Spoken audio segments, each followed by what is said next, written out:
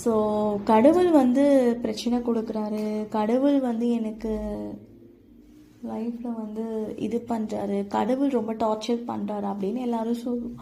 ஆக்சுவலாக வந்து கடவுள்லாம் பிரச்சனை கொடுக்கல. ஸோ நம்மளோட கர்ம கணக்கு தான் நமக்கு பிரச்சனை கொடுக்குது. ஸோ நம்மளோட சுபாவம் சமஸ்காரம் தான் நமக்கு அடி உத கொடுக்குது. ஸோ இந்த விஷயம் நீங்கள் தெரிஞ்சுக்கிட்டீங்க அப்படின்னா நீங்கள் உங்களோட கர்மாவை குறைக்கிறதுல தான் வந்து கண்ணோட்டத்தை வைப்பீங்க ஒழிஞ்சு பகவான் மீது குற்றச்சாட்டு வைக்க மாட்டீங்க. ஸோ உங்களோட கர்மா வந்து குறையறதுக்கு நம்ம என்னென்ன பண்ணலாம்? அன்னதானம் பண்ணலாமா?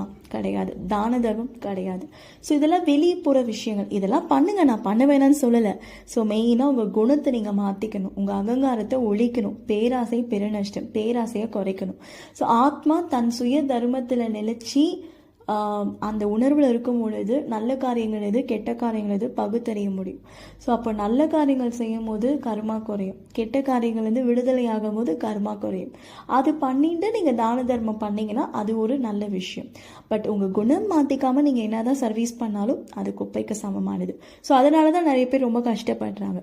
ஸோ ஆத்மாவில் இருக்கக்கூடிய சன்ஸ்காரத்தில் இருக்கக்கூடிய கர்மாவை நம்ம வந்து யோக அக்னி மூலியமாக ஃபயர் பண்ண முடியும்.